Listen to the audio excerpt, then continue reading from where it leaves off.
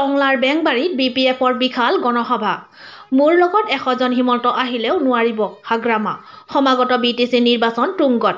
এতিয়া নিৰ্বাচনৰ বতাহে আকাশ বতাহ কঁপাই তুলিছে।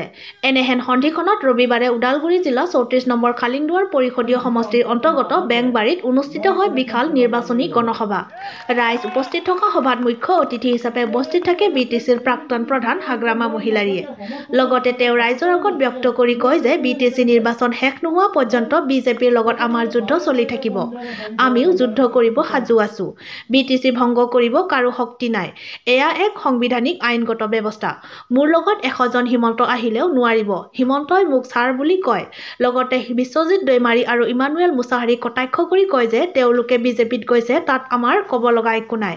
আগন্তুক BTC নিৰ্বাচনৰ পাছত ওদালগুৰি আৰু ভেৰগাঁৱৰ জনসাধাৰণে লাভ কৰিব পৰাকৈ 40টা বিভাগত তৃতীয় আৰু চতুৰ্থ বিভাগৰ পদ মুকলি কৰা হ'ব বুলি ব্যক্ত কৰি কয় তেওঁ। বিশ্বজিৎ দৈমাৰী আৰু ইমানুৱেল মুছাহাৰীক BPFৰ পৰা বিজেপি সোমাই লৈছে, সেইটো কেতিয়াও ছাকচেছ নহ'ব।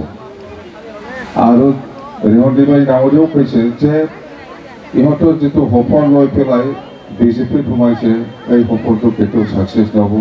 আৰু বিজেপিয়ে বহুত চেনিয়ৰ লিডাৰ আছে, বিজেপিত সোমোৱা বহুত লিডাৰ আছে। আপোনালোকে বৰ্ণা শক্তি প্ৰেচিডেণ্ট আছিলে, এই আমাৰ কি নাম আছিলে ৰণোজ পেগু ডাঙৰীয়া, ইহঁতেও MLA হৈ পেলাই আছে, খুব চেনিয়ৰ। কিবা মন্ত্ৰী দিম বুলি লৈ পেলাই আজিলৈকেও মন্ত্ৰী দিয়া নাই।